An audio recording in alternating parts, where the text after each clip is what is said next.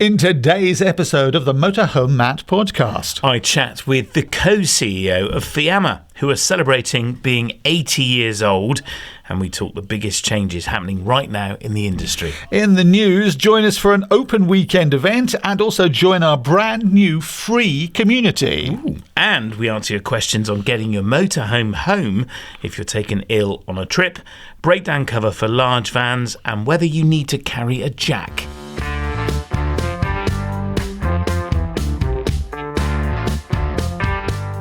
Welcome to the Motorhome Matt podcast. I'm Keith Gooden. And I'm Motorhome Matt. Industry insights and expert advice for the world of motorhomes, caravans and camper vans. And it's brought to you by thatleisureshop.com and sponsored by Ripe. Now remember, please follow on your favourite podcast app and make sure you subscribe if you're watching on YouTube. There's lots of news today, so let's run through it as quickly as we can. We've got a brand new community space for you. Yeah. A free private Facebook group. What is that then, Matt? Facebook? It's a No, not what is Facebook. What is the group, Matt? The group is called Chat with Motorhome Matt. So we have been putting this off for some time and been under a huge amount of pressure from lots of you who I know want a place where you can post a question privately and people in the group, and me included, will be on there to answer it. So it is a private group, so you need to apply to join it. Just search on Facebook for Chat with Motorhome Matt and join the group. Matt Chat. Matt Chat. Yeah, and all the answers, but don't take any glory away from our Q&As here on the podcast. No, don't do that. No, we won't be doing that. So we love the Q&As. I'm hoping we can use it to launch lots of new products as well, special offers, but it's a place where you can privately ask questions, get one-to-one advice, and I will be regularly in the group answering those questions. So I look forward to seeing you there. It's on Facebook. It's called Chat with Motorhome Matt. And the link for that group is also in the description of this episode, just in case you can't find it. In the news, Friday 13th, Saturday 14th and Sunday 15th of March. This weekend, join us at That Leisure Shop at Chelston. What's happening? Yeah, Chelston have a show weekend on, and we are there all weekend. We're now open on a Sunday at That Leisure Shop at Chelston. This is in Wellington, junction 26 of the M5.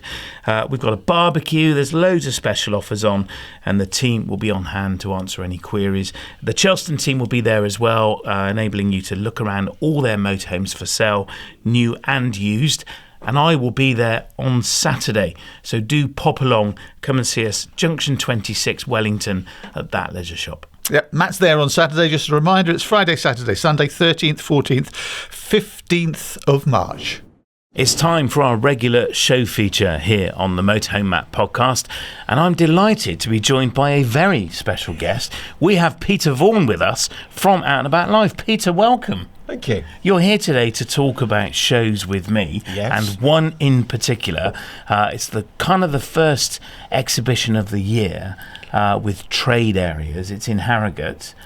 So tell us a bit more. Well, I love Harrogate because I think it's just such a great venue, and you've got the mix of indoors and outdoors.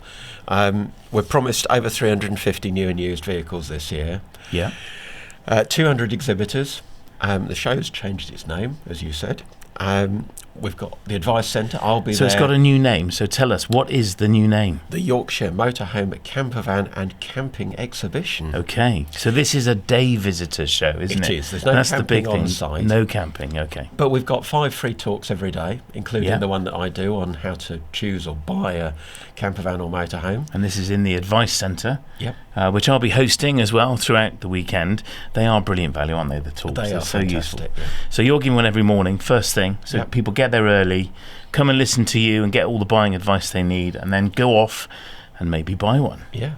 Or at least get a better idea of what they're going to buy, because there's so much choice in the market now, new and used, different prices. It gives you a fantastic opportunity to compare different models, new and used, campervans, coach builts. And we had the privilege, didn't we, last year, of doing some content together, walking around, just looking and see what we could find. Yeah, and we were looking, I think, at 50 grand, and we were surprised just how much choice there was at that price level. Yeah, and there was one there for 20k.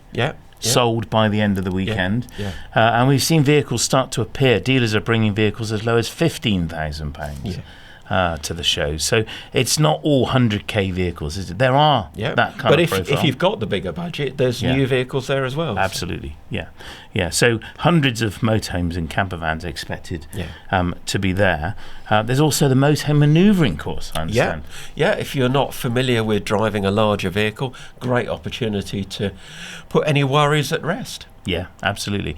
Now, it's not just the learning to drive element. There's also Mark's there from Van Life Eats, giving cooking demos.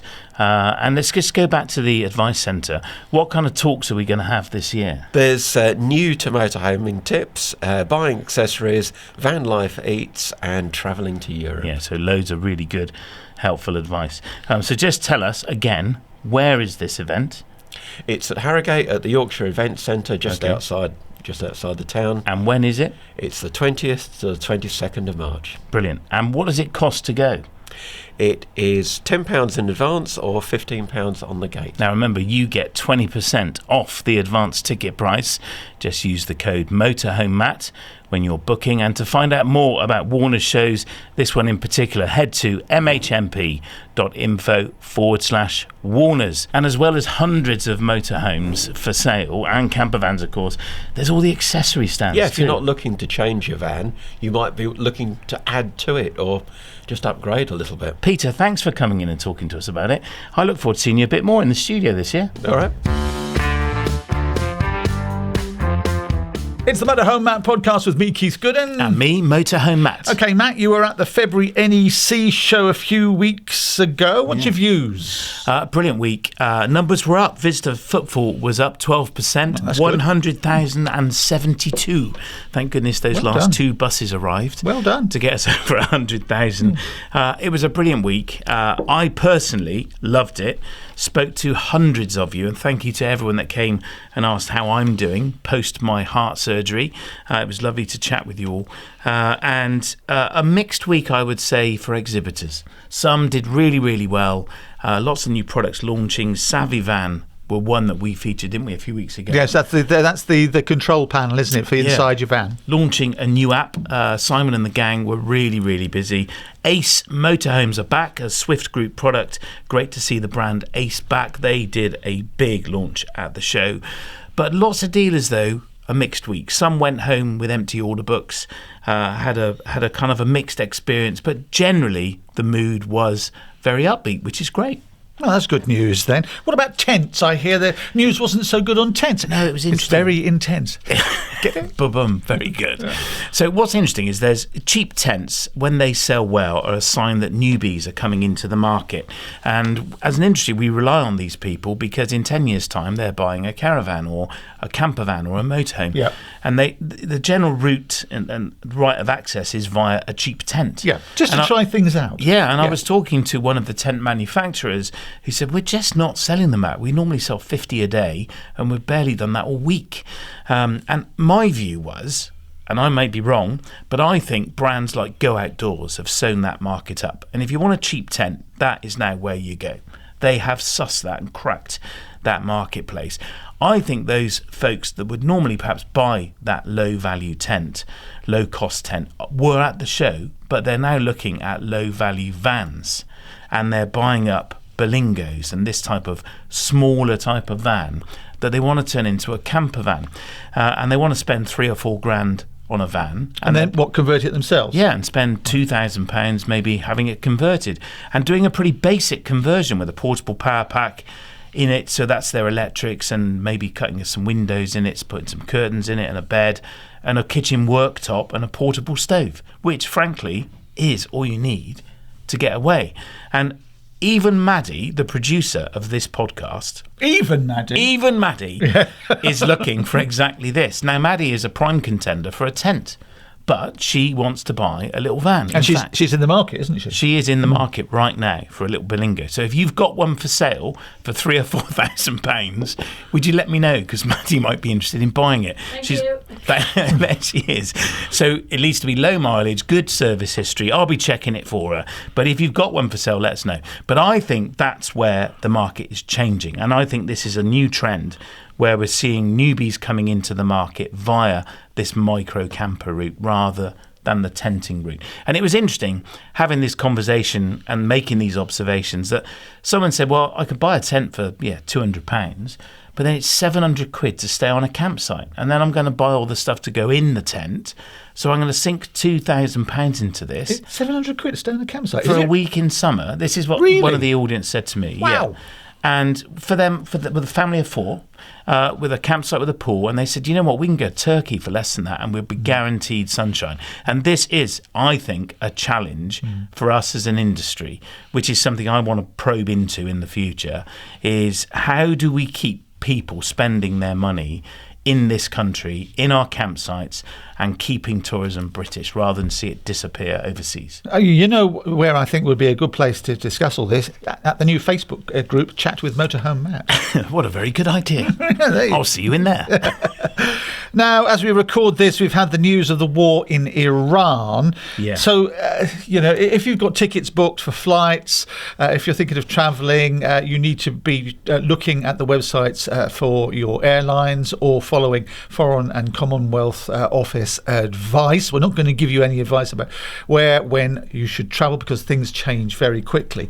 But there mustn't there, some sort of impact on our pastime? Yes, undoubtedly. And it's kind of good news for us as an industry because, as I say, we need to keep pounds in the country. And I think that war and economic downturn are known to have had a positive impact on British tourism. Yeah, people look to their doorstep rather than thinking of going abroad. Yeah, and right now it's awful. Watching the news is horrendous. And I have lots of friends who are in the Middle East at the moment trying to get home or flee to Oman and getting out of the way of this horrific trouble that's going on there right now. But I think what it does long term is it does present an opportunity for British tourism and for camping as a pastime and van life to grow and to boom. And I think we will see a continued boom as a result. I think recently we did an episode on how travel is changing, and I scratched the surface of that. But I think there are lots of new trends, and I think this micro camper niche is a way of getting newbies into the pastime. This 4x4 trend, which we're seeing growing and booming, loads of them at the NEC show, I think that attracts those with money who want to spend 100 grand on a motorhome. They look super cool. So I think there are lots of ways that we're kind of being magnets in the industry and trends that are pulling people in, and I think we are going to see continued growth. The fact that footfall was up at the show is immensely encouraging, and lots of people were taking huge positivity from that, and rightly so. So we are still a pastime that's growing, that's booming, lots of new people coming into it. I spoke to loads of people that were at the show for the very first time, and I'm sure that will be the case this year. But it was great to talk to Charles Pozzi, who is the co-CEO of Fiamma, and I've got his interview right here for you to have a listen to as we get his insight into an industry and their business, which is already 80 years old. I'm delighted to be joined by co-CEO of Fiamma, Charles Pozzi. Welcome back to the Motorhome Matt podcast. Thank you. So good to be here. It's so good to see you. You're here from Milan for a couple of days. Exactly, yes. We're recording this live at the Caravan Camping and Motorhome Show 2026 in Birmingham. What's your view of shows, Charles? I love shows personally. I think, for me, going to a show gives me the opportunity to meet all of my channels. I meet my distributor, I meet dealers, I meet the end consumers. So it's incredibly insightful. And it's a great way to gauge where the industry is going, how it's doing. I mean, I don't like to read so much. So for me to go to a show, it's as if I'm doing analysis. Yes. It's as if I'm looking at data.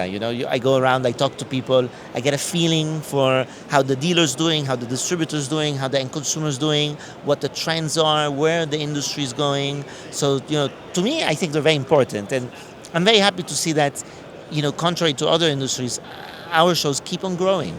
There's always an overflow of people. There's always more people coming, and I can see the industry changing. It's getting younger. Yes. And I see it here at the show. So I really appreciate the show. I want to talk with you about that in a minute. But one thing I noticed walking on your stand is you have rebranded. Fiamma has a new logo. We have, yes. So we're celebrating 80 years. Happy birthday. Actually, 81 this year. So 80 was last year. So we were founded in 1945. And so this year, 81, we decided it was time to change a little bit. The industry is changing, we have to change with it. So we just gave it a little bit more of a contemporary feel, but while still retaining our roots. Yeah. So this new logo that we have, this new F, is an homage to mid-century design, which we were born mid-century, 1950s, 1945, and it has more of a, let's say, contemporary automotive feel, and so we tried to marry these two aspects together, and we're very happy with the results. It looks very cool, I have to say. Thank It you. feels very familiar. Fiamma, of course, being a household name. Thank you. And you are just entirely focused, aren't you, on the leisure market. It is everything you do. Yeah, absolutely. We take great pride in that. We've been, going for 80 years, and we only focus on this industry. So we were born with it, and I don't know if I can say we're going to end with it, but we're going to stay in this industry, and we focus on it, and we like to think that we're the real specialists. Yeah. That we don't even do marine, we don't do anything that's next door. We're just focusing here. On leisure, particularly motorhomes, camper vans, caravans, Exactly. camping. Yeah. So you're here celebrating some new products as well, Yes. launching here at the show. Yeah. Can you tell us a bit about those new products? Well, so with the rebranding, we're also redesigning some existing products. So for example, the F35, which is the manual van awning that's had a facelift. The caravan store, we have now the caravan store Evo, which stands for evolution. So the product has evolved. It's has a redesign and some new features to it, so which we're very excited about. We have also done some modifications to the Ducato frame bike racks. The DJ. The DJ. And then we have a new product, which is the garage slide, which right next door, here it is.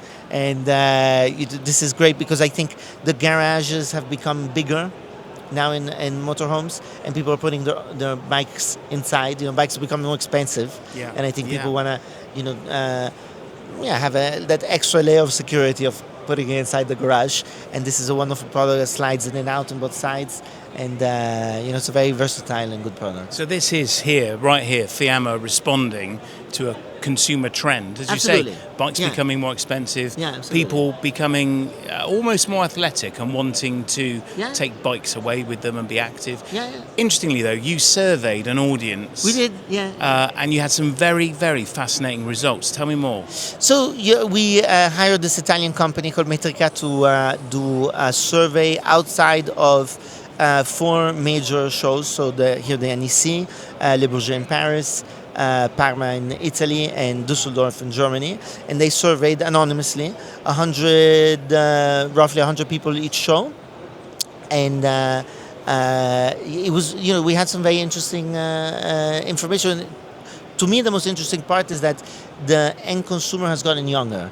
At least the people that we surveyed, the average age was 50 years old. Really? Yes. I would have thought it was 10 years older than that. I would have thought so too, yeah. When I first started in the industry, I think the average age was close to the retirement age. And now I think, it is very telling that the median age, at least in this survey, was 50 years old, because, you can see in some industries more, in some countries more, in some countries less, but you see younger people coming into the industry, excited about it. Maybe not everybody's purchasing, but they're interested. Yes. They're looking at it, so maybe in 5 years they buy something, or maybe they buy something used. That's good news, though, isn't That's it? great news. Yeah, it's Yeah. great news. We were a little afraid. We thought, the baby boomers were the last ones very interested in this industry. But instead, I think because of how society is moving, people need the outdoors. People need to detach. People want to be with nature. And, nature is beautiful, and it's the best way to relax. Yeah. So I think people are jumping into that. So you think the industry is growing? Oh, absolutely. Yeah, absolutely. I think the industry is only going to grow. I think that two major things are going to happen in the next 10 years that are going to allow our industry to really, really grow. One is, I think that we're going to slowly have a 4-day work week. I think within 10 years, we're doing a 4-day work week. Within 5, we're doing 4.5 days. I think, the trend of working remotely from home is going to slowly die down. Companies are going to prefer that workers come into the office, there's going to have to be a trade, and the trade is going to be, okay, flexible timing, flexible working of hours. You can do like maybe 4 days, 9 hours, and then you can have a half a day on Friday. I think also AI, all of these tools, robotics, soon are going to have an exponential growth, and people are going to be more productive. And I think the trade-off is going to be that we're going to be working 4 days a week, and the only holiday that the more you do it, the less expensive it becomes is your motorhome or your van, because you have fixed costs, and the variable costs are very low. As opposed to going on in a hotel, staying in an Airbnb. The more you stay, the more it costs. Why do you think that change is going to come about then, moving to a 4-day week? Is that a desire for a closer-knit culture within corporate entities, within companies? Yeah, I mean, I think, it is important to have that synergy of people being in an office. It's a different feeling, especially for, the newer generations. I think if you're working from home 3 days a week, it's difficult to get into the company culture. Mm-hmm. It's difficult to develop some, team working habits. So I think people are I see already in America, my friends who are applying for new jobs, there's no remote working anymore. They have to be in the office 5 days a week. And if that's happening in America, it's also going to happen in Europe. And I think, AI is going to make us 20% more productive. And I think, the government is going to be faced with 20% layoffs or people working 20% less. And, we're going to choose that. And I think it's correct. I think, a 4-day work week is really what we should all strive for. And I think that's going to happen in 10 years. I agree with what's driving it. I think culture is so important. And that's one of the things that's intrinsic within Fiamma, isn't it? Yeah. It's your family culture. You're still family owned with your cousin. Yeah. But everyone feels part of the Fiamma family that works there. But it's true. How many staff do you employ now? So we've grown quite a bit. We're around 90 people. We're going to be adding another 10 to 15 people in the next 2 years. So we'll get to 105. Mm-hmm. That's the objective. We also have then manufacturing plants that work for us exclusively, that are family owned, and that's another 80 people. Yeah. So, I think right now we're already in 170 people. Right. And Fiamma is growing worldwide as well. Your cousin is leading the charge in Asia. Yeah. And so you're growing worldwide in the US too. Absolutely. So we have a distribution center in America, which we do our own distribution. It's 10 people. It's in Florida, which is nice because it's always sort of sunny there. And my cousin right now is spending half of his time in Singapore. He's based out of Singapore, but he travels and he goes to Japan, Korea, Australia, New Zealand. We just started. We have a new importer in Thailand. He's visiting Indonesia to see the show. So, we like to think that wherever they sell a motorhome, we're there. Yeah. We've been selling in China since 2004, which is a big country for us now. Japan since 1987. And these dates mean that we've been at since that date, we've been also present at the most important regional or country-wide show.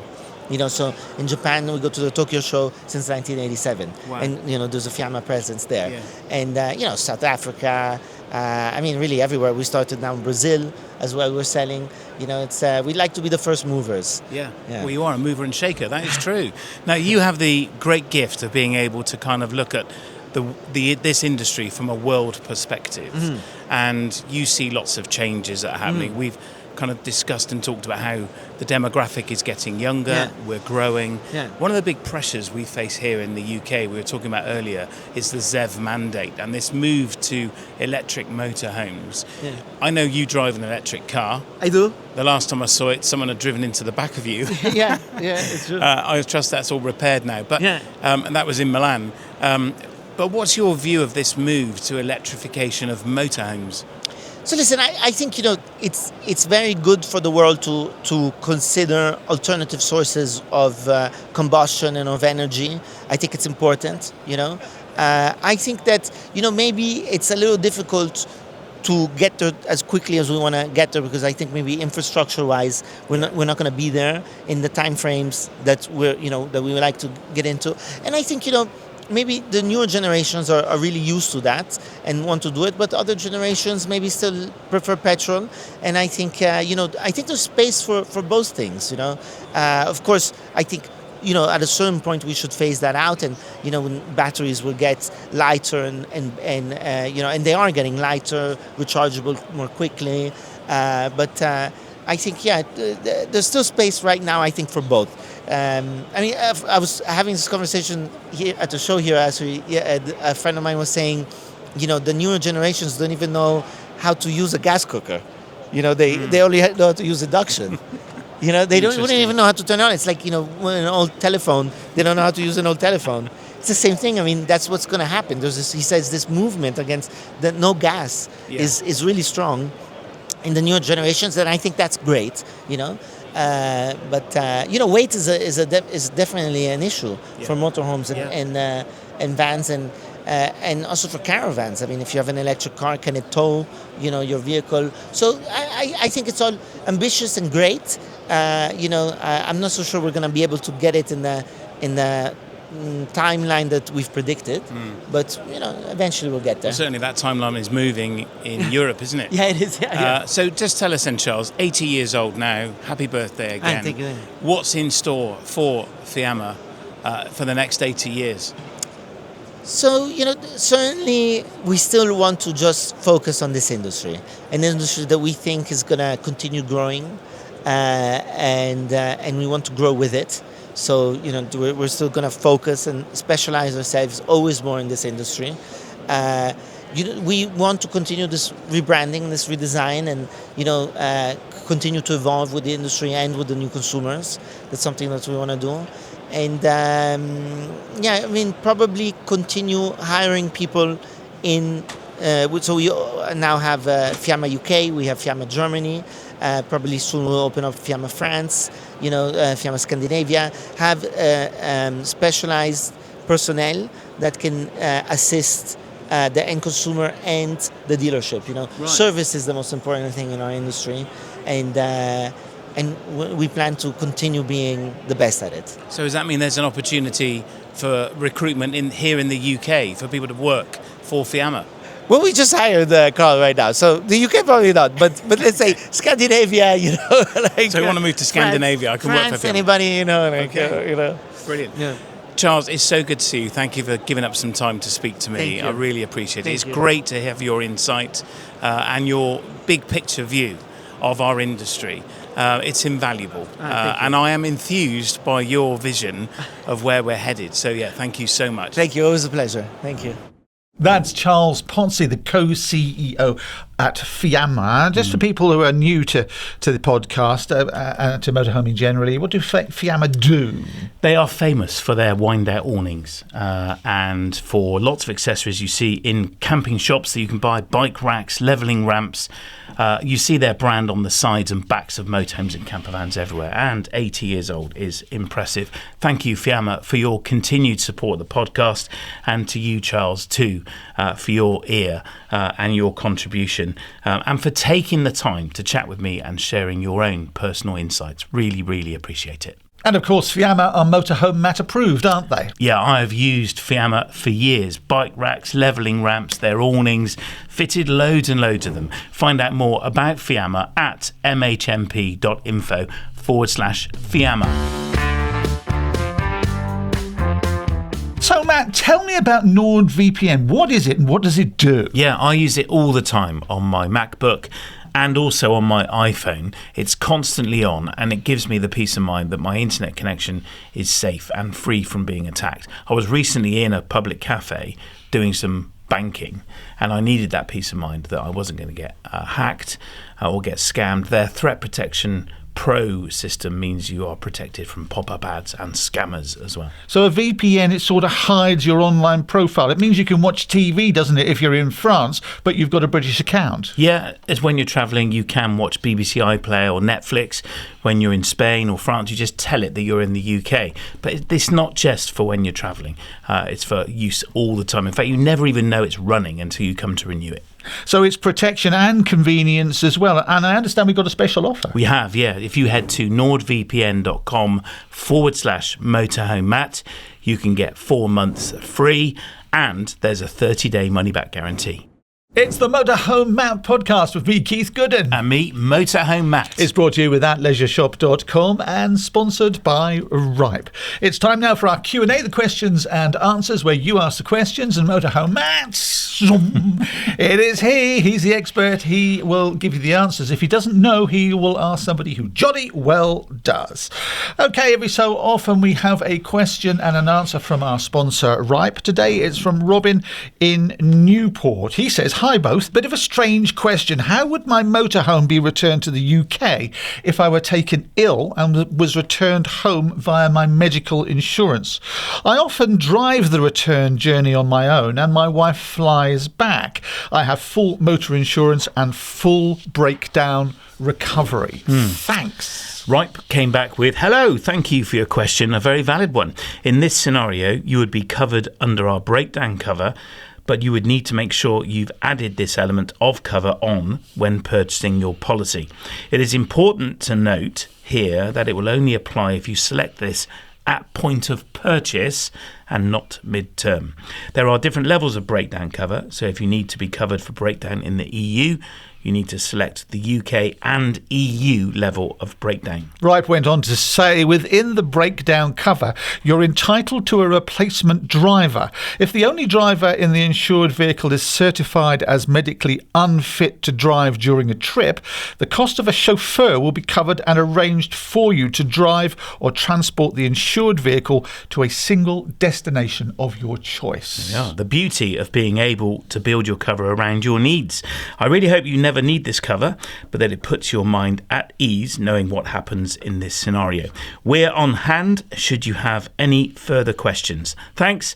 That's Mel from Ripe. Now remember, you can get 15% off your insurance premium through the link in this episode description. On with the Q&A. Tom is in West Wales. Hi Matt and Keith, Tom here in West Wales. I have a question for you. I'm hopefully picking up my new motorhome in March.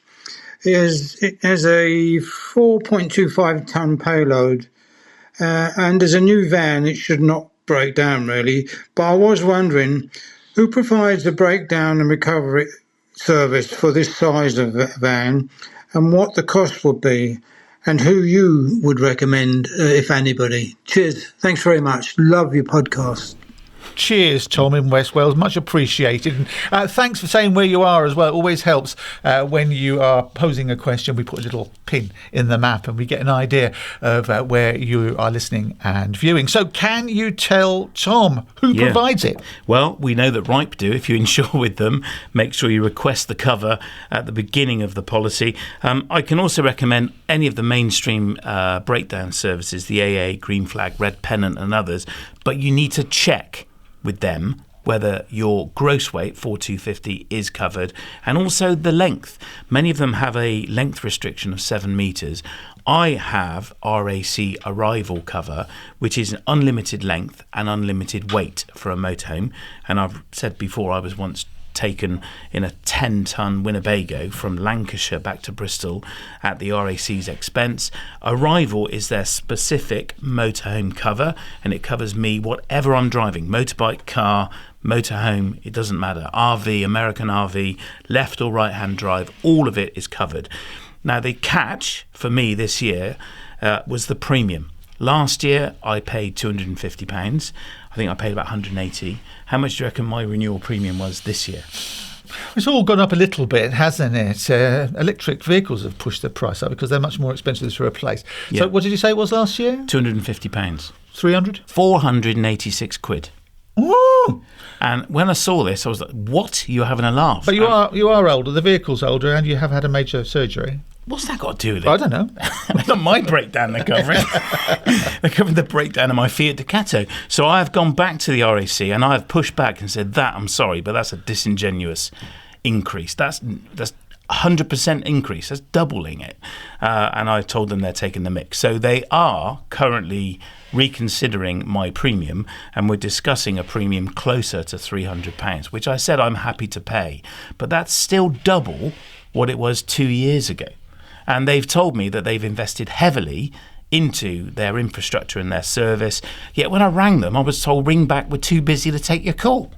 So I think they need more people in their telephone centre. If you're listening, RAC, you are very welcome to come onto the podcast and have a chat with us about the service you offer and the premiums you're trying to charge. So be warned, check the length, check the weight, and check the cost. And it's not just the RAC, by the way, who are increasing premium prices for some customers. We must say that.